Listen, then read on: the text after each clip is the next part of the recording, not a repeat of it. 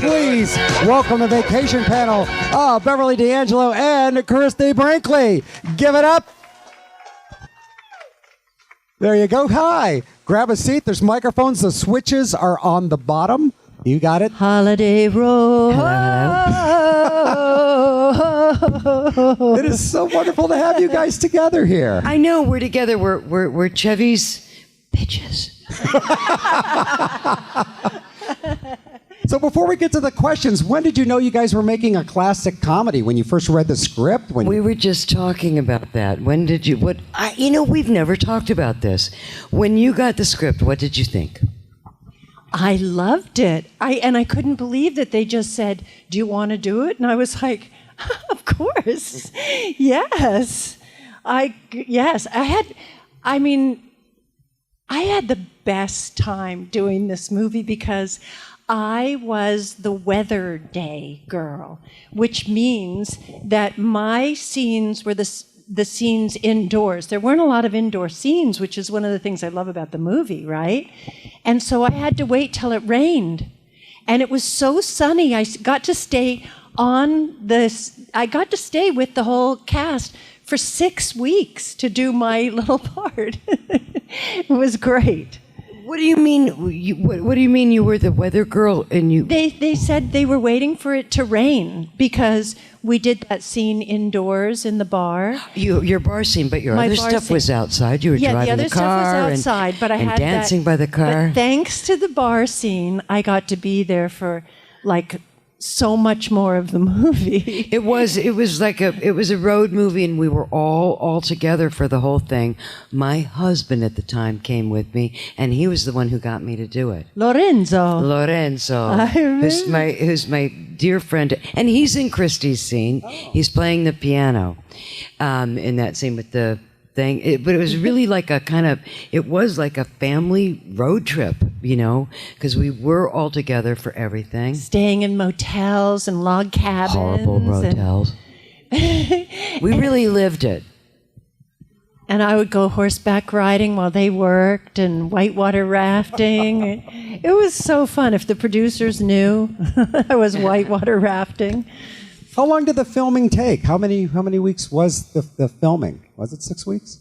It was longer than that. Yeah. Because we had stuff that we shot in. Everything was on location except for when we drove through Detroit, and all the home stuff, the house and the finale, and the Wally World was actually in Valencia. It was.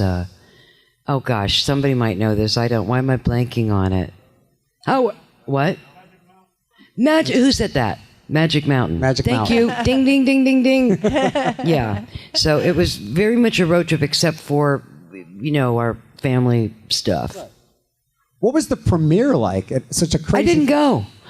I was living in Italy. I was married to an Italian duke, and he's the one who told me to do it, because when I read it, I thought, wait a minute, I've just turned 30. I'm supposed to play the parents of teenagers, and I had just done these films. Like I did Coal Miner's Daughter and got a lot of attention for it. I starred in a musical film of Hair, and I wanted to be a singer, so I didn't even know if I was going to do this acting stuff, but I knew there was this rule in vaudeville, never work with kids or animals, and so there was a dog that we killed, and 2 teenagers, because when you really and by the way, anyway, so my husband said, "But Beverly, look at this cousin Eddie, he is hilarious, we do it."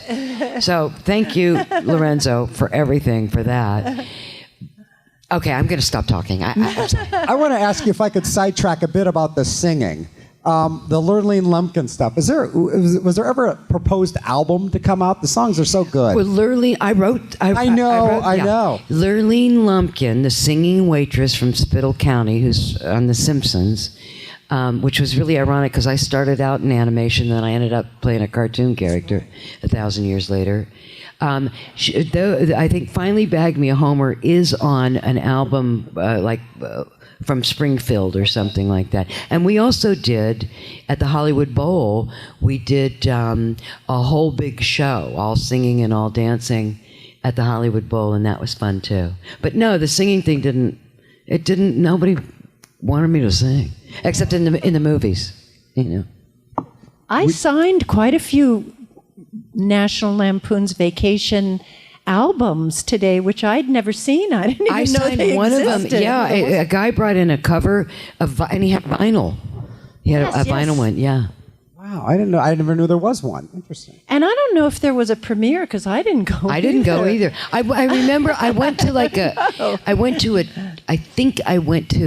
some kind of test screening in Texas or something. Oh, okay. I went down to the studio. They had like a very small little screening room. And I watched it in there with a very nice, like a couple press people, I remember. Well, no, I know they didn't show it to the press. Well, there was a nice guy who did write a column. He must have been a friend that of wouldn't somebody. have been a critic, because they did something with this movie. First of all, it was R-rated, and it was satirical. But what happened was, I was in Italy, I got a phone call from my friend, and he said, "You're in the #1 movie." And I went, "What?" And he said, yeah. And then my agent called like clockwork. And I think what happened is that instead of looking at the Griswolds and going, "Ha ha ha, aren't they funny?" we all watched the movie and went, "Oh, aren't we funny?" Like everybody identified with it. And so there's a character, per person. You can identify with Clark and that's really why we're here, because Chevy has just inserted himself into our culture. He's a brilliant, brilliant man and such a funny guy, and really the through line. But so there's Clark, who's just trying so hard to do everything for his family. There's Ellen, they always said long-suffering. I think she was just into it. My backstory, I don't know what your backstory was, but my backstory, because as an actress, I always like to go obsessive and decide who, what, where, and all that kind of stuff. And I decided that Ellen had met Clark in college, that she was that he was her first and only, and that when she took those vows, she really meant them. And so when she sees him with Christie, originally that scene where he comes back into the hotel, and as written, I was supposed to pick up those white shoes and throw them at him. And I was supposed to scream at him, "Is that what you want? Do you love her? And I'll show you what fun is." And I said to Harold, "Well, now hang on a minute." And by the way, now I'm thinking about that, that would have been cooler. But anyway, here's what I did, and I'll tell you why. I looked at it and I thought, now hang on a second, because I had modeled the character on my mom. Long-term marriage, grew up witnessing a fantastic love affair between my parents. And I thought, now hold on a minute. They're on the road in the middle of nowhere. Everything's going wrong. Aunt Edna has died. I mean, it's just one bad thing after another. But there's one thing that's true. She loves her husband. Yes. And she loves her family. So I said, look at what this Ellen's really saying. I want to mean it. Do you love her? Is that what you want? And I wanted that moment. I wanted a moment to really show what love was, because I see the through line of all of the vacation movies as a love story, and that love conquers all. So I chose to play it that way. Plus, I have idolized Christie from the minute I saw her. When you were a model in the beginning, I looked at those photos and thought, oh my God, this is the most beautiful person in the world. And then we met, and I was just charmed, as she's charmed the entire world. No, but you guys, I couldn't get mad at him. You guys, I couldn't blame him.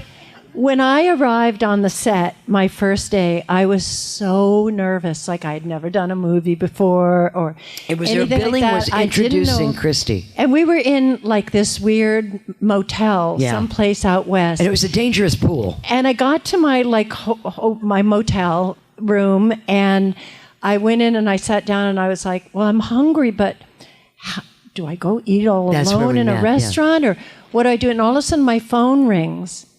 And it's Beverly. And she called me, like the star of the movie called me, little old nothing, in my room. Well, I saw it the opposite way. And said,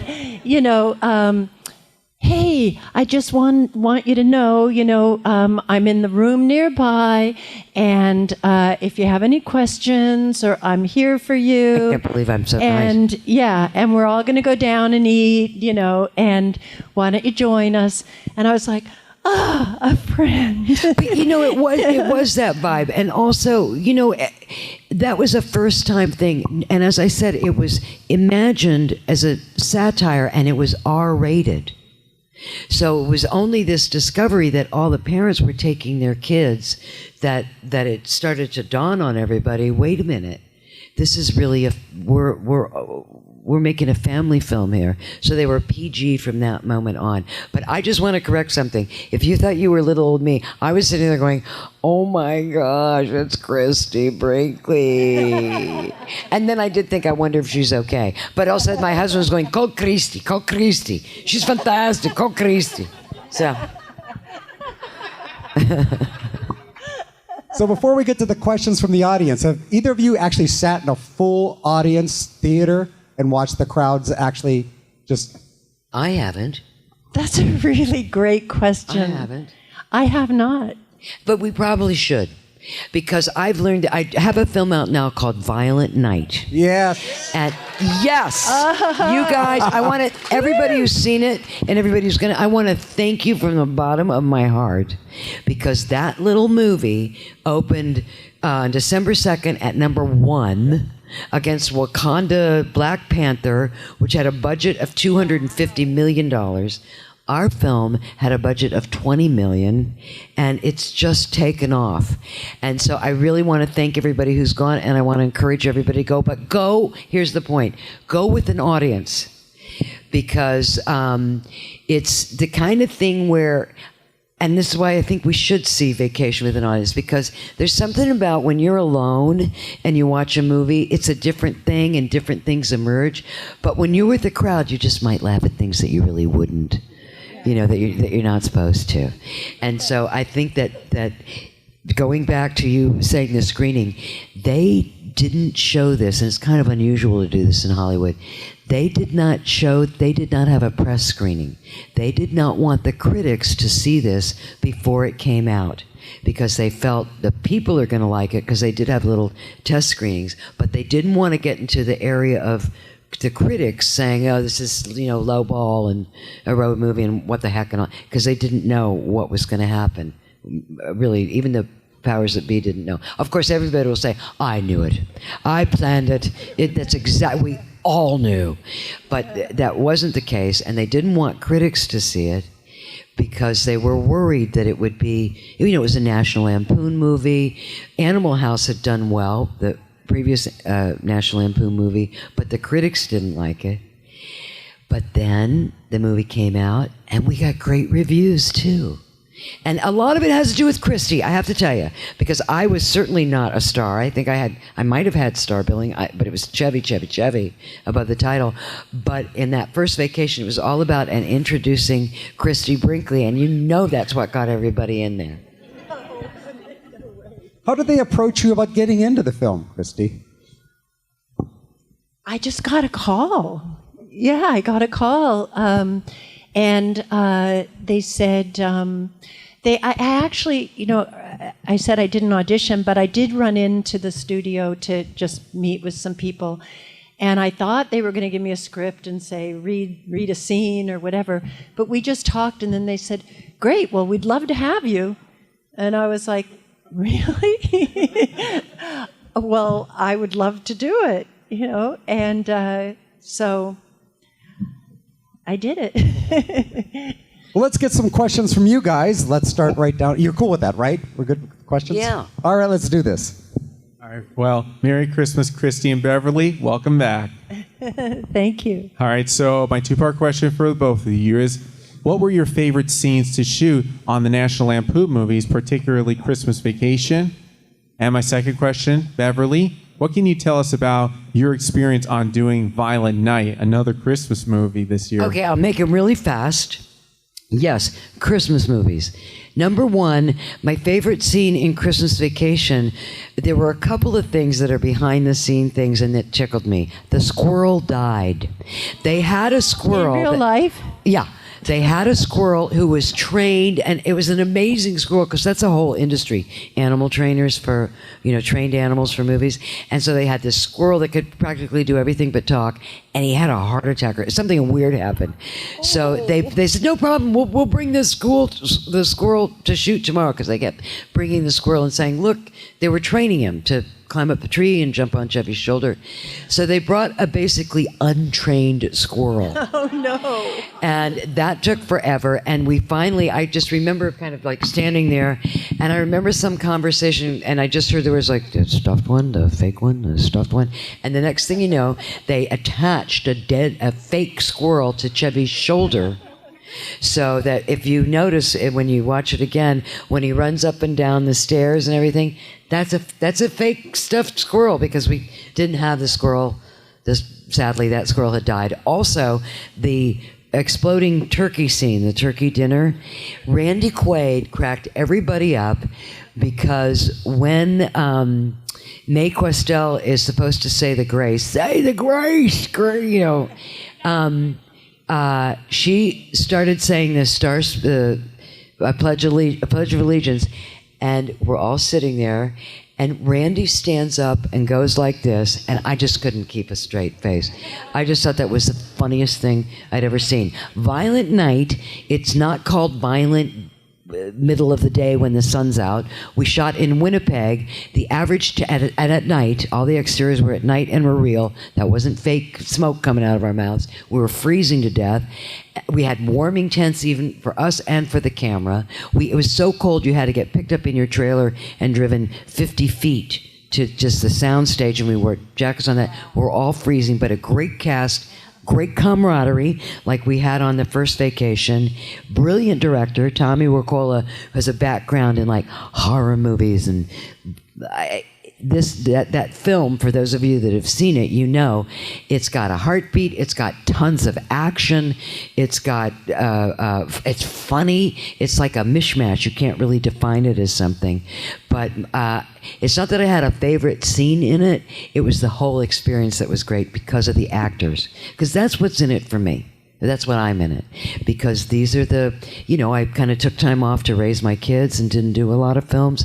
So the films that I'm doing now and the series that I'm doing now that's going to start coming out, series comes out in the spring, another film comes out in the summer. I made another film with Tony Kaye, who did American History X. Anyway, for me, it's all about the moment and the people that I meet, and Violent Night was a real actor's set.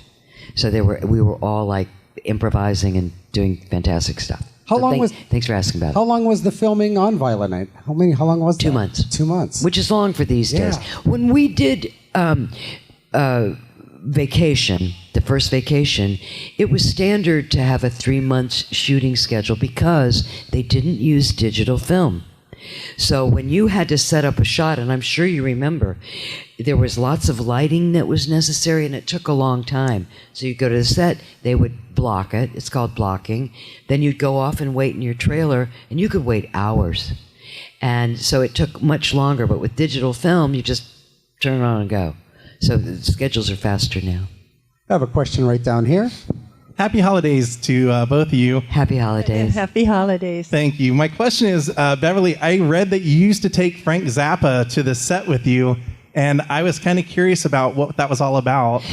Frank and his wife Gail and their entire family I was very, very close with them. I considered them my family. And when I was Brown shoes. Don't make it. And when he's a brilliant composer. And when I did European Vacation, we got Moon Zappa to play the American girl in that scene in Piazza Navona. And Moon was still a minor. We put Dweezil in it on a bicycle. But Frank was touring Europe at the time. I was living in Rome, but I met Gail. And then a couple months later, when I was in LA, I went to a function at the Italian embassy, and there was Frank. And Frank was someone who influenced me and was very important to me in my younger life. Again, I was on the trajectory of, being a musician. And it was just like Old Homework. It was like they were very much a family. both Frank and Gail have passed on now, and they were like a family to me. So when I was doing Christmas Vacation, of course, it was just a matter of time before Frank and Gail came and visited the set. Frank had done Saturday Night Live after Chevy left, but Frank had the singular,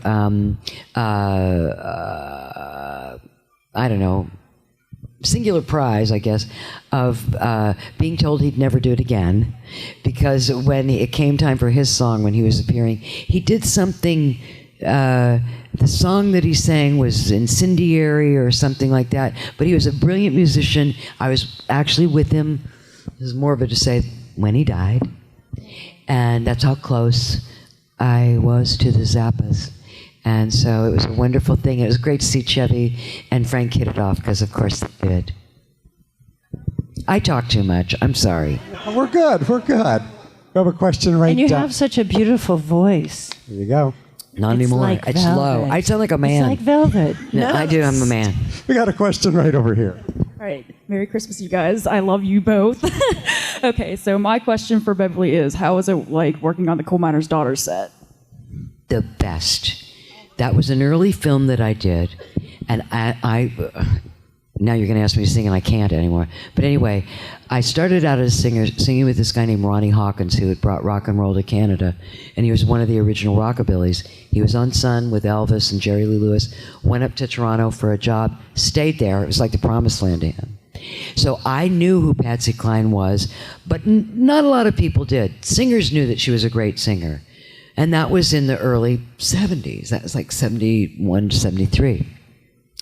Now, it's time for, the casting director called me in for Coal Miner's Daughter.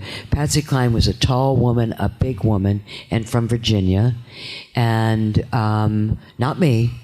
And so my screen test for Coal Miner's Daughter was actually not a screen test at all, but they took a Patsy Cline recording, and they lifted her voice off of it, and I sang along with it, and they sent that to the producer, because her original producer, Owen Bradley, produced the soundtrack, and Owen produced Patsy and Loretta and knew everything. I don't know if he's in here, but I met someone today who's Patsy's nephew. I guess he's not in here. Anyway, it was fantastic because I was familiar and I was very much in my singer mode. That was a real kind of my self-identity. And the director of that movie, this was his first film. His background was as a documentary filmmaker. So what he did was he created this environment for us that felt very natural and just true. So yes, we were all acting, we had a script and stuff like that, but it was an atmosphere of naturalness, and everybody in Nashville was so excited that they were making this movie about Loretta that they would all come. So Willie Nelson would come, and certainly all the Outlaws would come, and Tammy Wynette, they would all come and visit the set. So it was a wonderful, again, a family kind of thing. It was great. And Nashville's great. I told you I talk too much. You got to be careful of what questions you ask. It's good. Question right down here. All right, my question is for Beverly. I was wondering if you could share any funny stories with the late John Candy, how it was working with him, because... Okay, funny story was we were in, this is my girl here, so let's not leave her out. I want to include you. We were in Los Angeles for the reshoot because he wasn't in the original ending.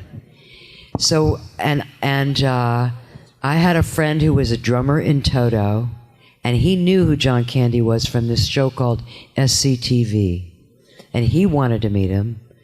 So we shot. John was on that movie for a few times for the second ending, and so we were on the set, and I said, "Oh, I want you to meet Jeff Porcaro. He was dying to meet you. Where are you staying?" He was at the Universal Hotel. So he said, "There's a great sushi." Everybody was eating sushi in LA in the 80s. Remember that? Before we found out there was mercury in it. So anyway, I said, "There's this great sushi bar. It's really close to you."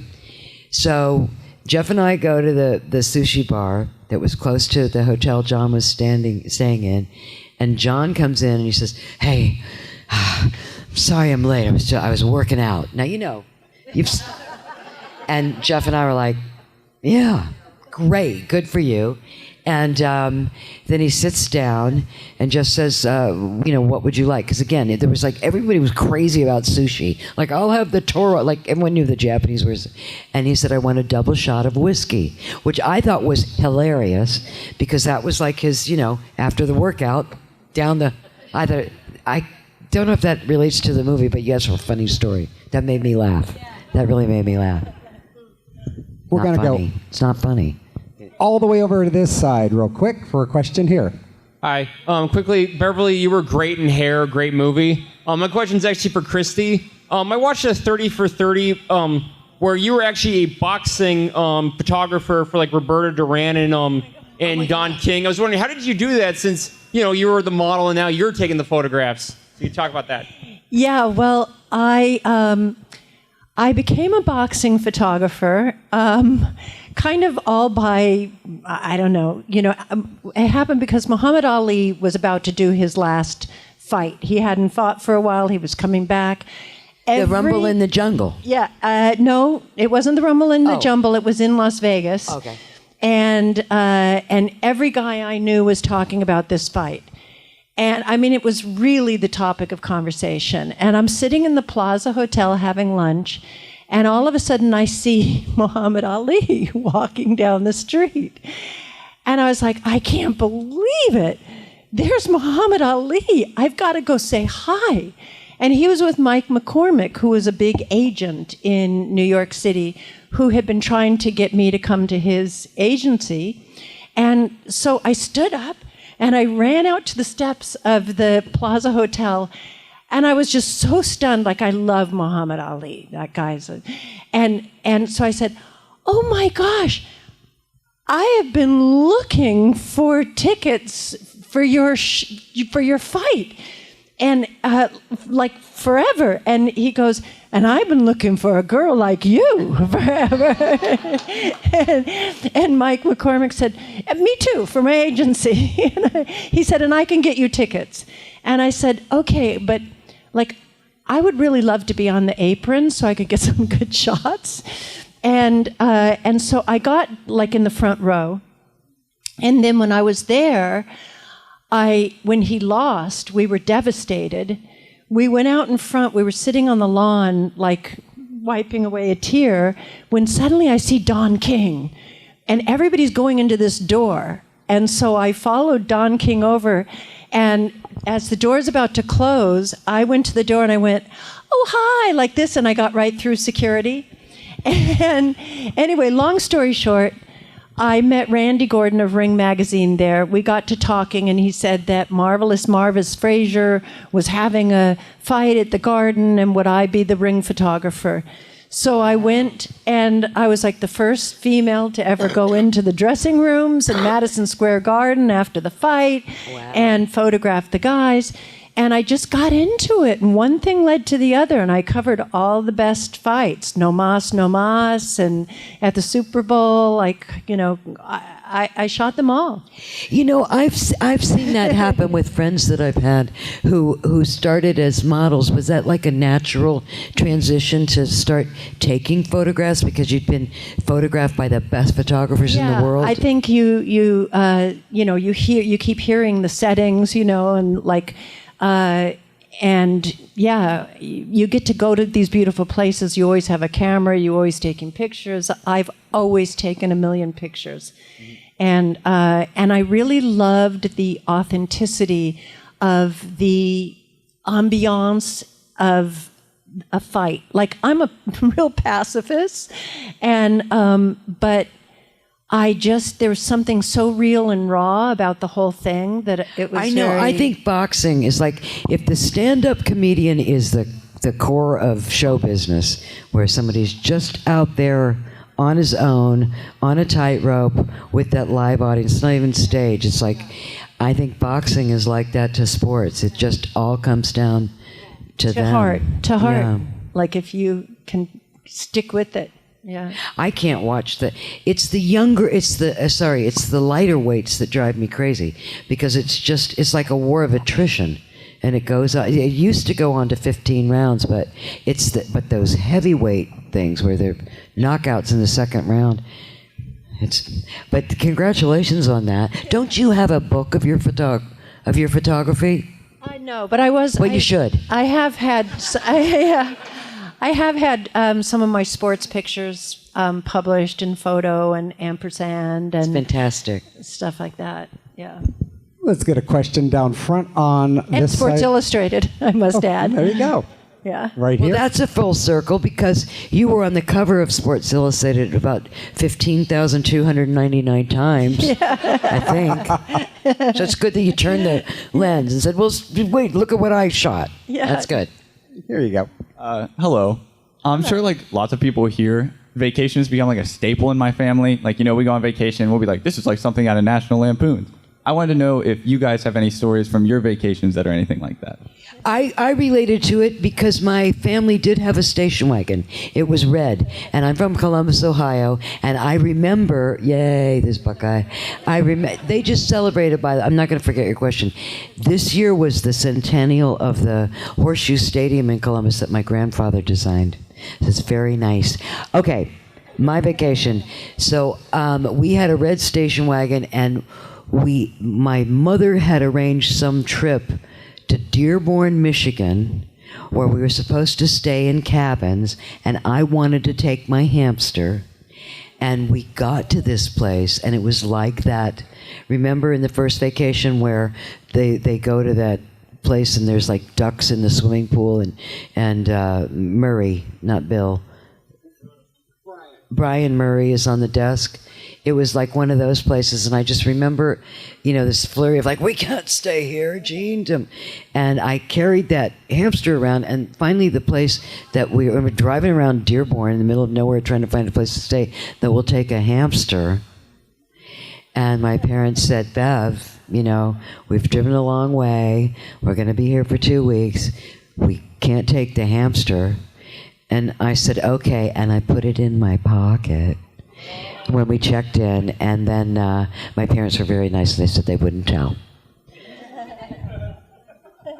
All right, got a question But right. wait, maybe Christie, you must have a family vacation. Yeah. You've got kids. You must have a family Yeah. vacation. I mean, and I do love a good road trip too, But we've done sort of vacation type things once we were going on a ski trip, and I got all the skis out and leaned them against the wall and loaded all the stuff, and then was halfway there and I realized I forgot the skis. So, we've done things like that. But also, I'm always interested if there's a big ball of twine on the road. We did that. And, some other thing like that. And I actually, those roadside monuments and all of that, I thought of vacation when I became the voice of the big duck of Long Island. So when people take a drive to see the big duck, there's a voice of the duck, and it's me. I'm doing it kind of like a Mae West, because it's a sassy little duck,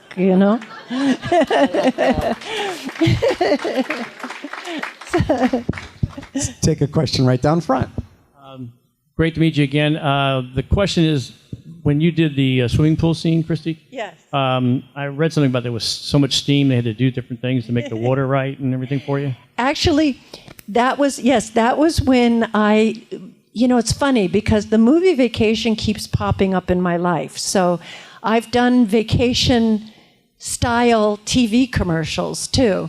And one of them was a TV commercial. Sigourney Weaver did one of them, and she was in the robot thing. So they take an iconic scene from the movie, and then you actually turn and say the lines, which were very complicated because it was computer speak, like something like, oh, you only get 25 gigabytes per 17 gigs of whatever, right?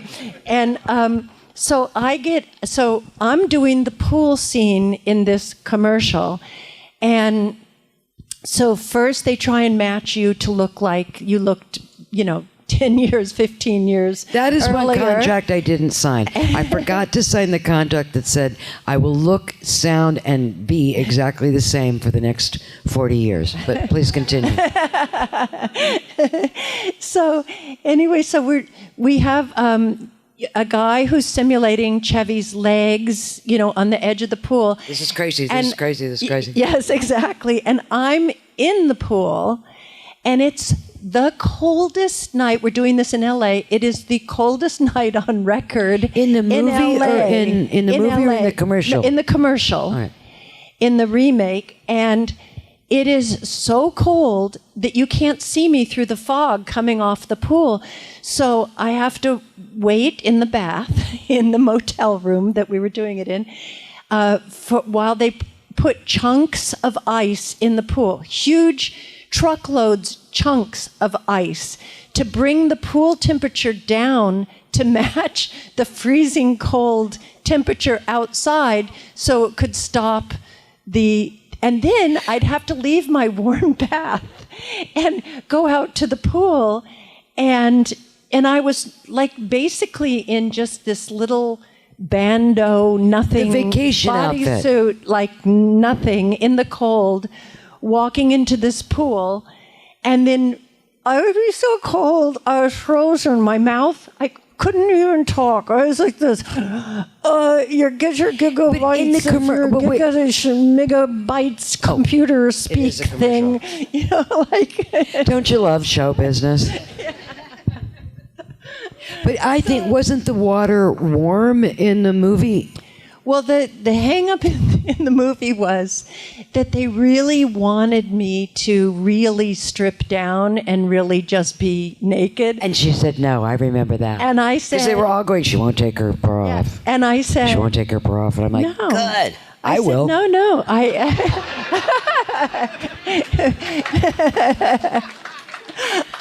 I said, I think people's imagination of what's under my bikini is probably better than what's under it. So not me. I always look better naked than in clothes. Back in the day. So they kept trying to convince me, and I kept demurring. And this went on until the wee hours of the morning. Everybody making phone calls, and I thought she was going to be naked, and I thought she, and I was like... I took the blow. I said, I'll do it. You want nudity? I'm your girl. I had your back. And front.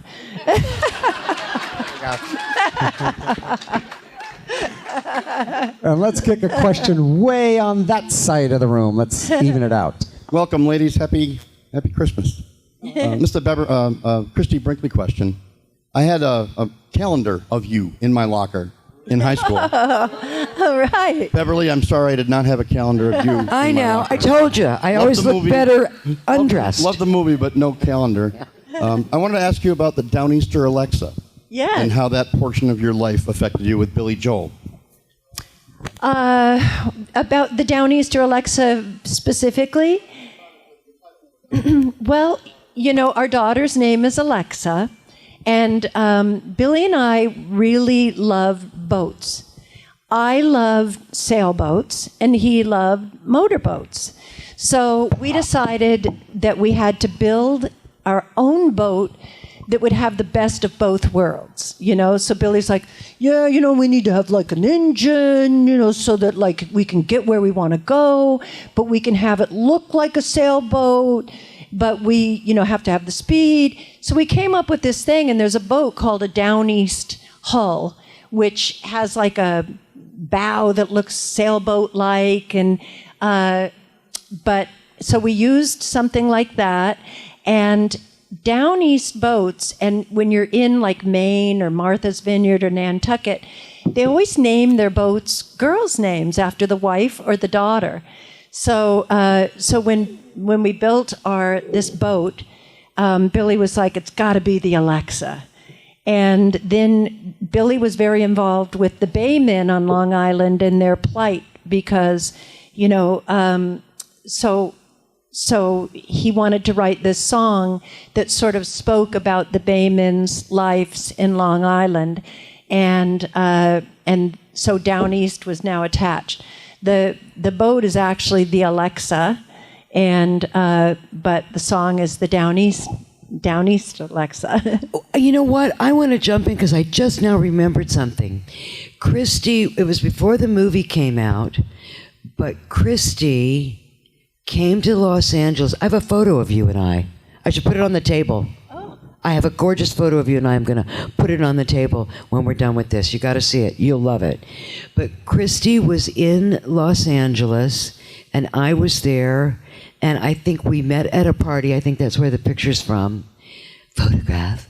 And I remember talking to you on the phone, and I said, "How are you?" Because Olivier was gone. Her boyfriend, she brought her boyfriend on their first vacation too, and we lost him. But anyway, so now it's not much longer. I said, "How are you?" And I remember you saying that you had just come back from the Bahamas or Jamaica or something, and you said, and I met somebody really wonderful, because it was about her loss. But you were in town testing for Splash. Yes. Right? Yes. But that's when you met your husband-to-be, right? Yes. Yes. Anyway, Yeah. I didn't mean to interrupt. Yeah. I thought you finished your question, and I wanted to jump in. That's very interesting. Yes. Yeah. We got time for two more. Is that okay? Two more questions. You guys are going to head back to your tables. You got photo ops, all that good yeah, stuff. I'll give you some of that photo, and I'll take some because I brought them. Yes, I would Bob love printed them. Yeah, that. they're great. Okay, let's get two more questions. You'll see us in 1983 together. And I'm going to send you some of my Bellissima Prosecco wines. And did you all know I have an amazing line? I told her she should have a QR wines and code on the table Wouldn't because that be I want smart? some. It's so good, and I make a classic wine, classic Prosecco, but I also make some of mine, which are my personal favorites, that are 0 sugar, 0 carb, and all the buzz and, good mood that comes the along calories. with it. And, so, yeah. I want some of that. Yeah, she said It's to called me, Bellissimo. yeah, she said you And have to have I think she should have a QR code, or you should have brought some for all of us. Yes. Question down the middle. Under your seat, everybody. There's a bottle of Question right down here. I have one for each of you. Christy, I wanted to ask you if you have any memories of the great Harold Ramis. And Beverly, yes. I just wanted to ask you, how about a quick memory about Gilbert Gottfried from the podcast? Oh, yeah. So many people are gone that were so important in my life. Gilbert was the sweetest, most wonderful family man. Wife was all involved with that podcast that we did. And Frank Santo Pietra, it was the kind of the brains behind the organization. But that was a sweet, lovely, funny, very endearing, and we all worshipped him. We just loved him. And Harold was the sweetest guy. He had his daughter Violet come Just out wrote a book. for the. She did. Mm-hmm. Oh, Violet wow. wrote a book, and it refers. I think it starts on that because Violet, Harold Ramis's daughter, was when we meet cousin Eddie, and he introduces his 5,000 kids. He says, and this is I forget what her character's name is. I'm blanking on it. He says, and this is. I don't think she was called Violet. He says, he goes, born without a tongue, Clark. Born without a tongue. Yeah. But he was wonderful. And, as I say, we were really loving being out in the Wild West. Like, I love the Wild West. And so if there was a rodeo in the town, we were there. Do you remember the rodeo nights? Did you go to any of those? No, I was working. Oh. I was stuck with it. Yeah, I really had so much fun out there, not working, waiting to work. No, it was great because we all got to stay together, and I think that just having you there and having such a wonderful time, it really kind of lifted any other snafus. There was always like the smiling, wonderful, positive Christie Brinkley right there. But Harold was great. It's so sweet, lovely. Violet, great dad. I would say to him, like, I'd try and be serious about my role because it was building up to like my talking scenes, or, were few and far between. So when I was waiting to do it, I'd say, so what, like, how do I do it? Just be yourself. Just be yourself. And then I think, how am I going to be myself but be so pushy with this guy? Like I wasn't, I didn't think you were pushy. Well, I thought it she's was like- him. Yeah. I thought you were just fabulous. And he was like any red-blooded man who would take a look and go, you were great, Christy. You were great. Okay. We got time for one last question, but thank you so much for coming out and doing this. It's such a pleasure to have both of you on stage. We got our last question. The cars of vacation are like iconic. Do y'all get to drive them on your own, like after hours? Take the car there and go driving. I got to have driving lessons in my Ferrari because there's a thing called heel toe, I remember, where you have to like, when you really want to go into that final gear, you have to like really sort of get that clutch in just so, and then not so you don't lose any speed. And so I went out to Warner Brothers Studio, and there's like a hill there with some roads on it, and they said, all right, let's go. And what's his name? Franken. He was one of the writers. Stuntman? No, he was one Al of Franken? Al Franken. He was at the studio that day, so he came out in my Ferrari with me for my lessons too. And he was like really spurring me on, like, come on, step on it. Let's get to that last gear, But so I got to have those Ferrari driving lessons, which was fun. There were three different, there were three plus four. There was one that was squished, but we had three different station wagons. One of them was the one that, you actually see that comes out of the garage. Then we had one that had permanently mounted cameras on it for shooting into the thing. And then we had one that did something else. And then we had one that squished. But there's one here. And we're going to do photo ops with the station wagon. It's right back there. It's right back there. Yeah. There it is. Did any of you see the Did you see Beverly, the Goldbergs, when they did a remake of? I didn't. Vacation. I didn't. It was the funniest. They didn't ask me to be in it. Were you in it? I was in it. Well, congratulations. But none of you saw it. No, but it was really funny because it reminded me of it because of the car. Now it's like all these years later, I'm back in my little white dress, reprising the role, and I'm playing George Siegel's girlfriend in it because he's the grandfather in the Goldbergs. And so the two of us go to get into the car, and the two of us are like, oh, it's so low. Okay. Okay. I'm in the seat. He's like, I'm not in there yet. Okay, I'm in it. How are we going to get out of this thing now? It's very low to the ground. Well, thank you so much again for coming out. Give it up. Thank you. Christie Brinkley. Thank you. Beverly D'Angelo. There's the car. There's the gals. Give it up. Thank you. You can do a lot better than that. Don't have to coax you. Let's hear it. Hi, this is Aaron Ashmore, and you are watching Fandom Spotlight. Be sure to like, share, and subscribe like now. Oh, and have fun and follow your fandom.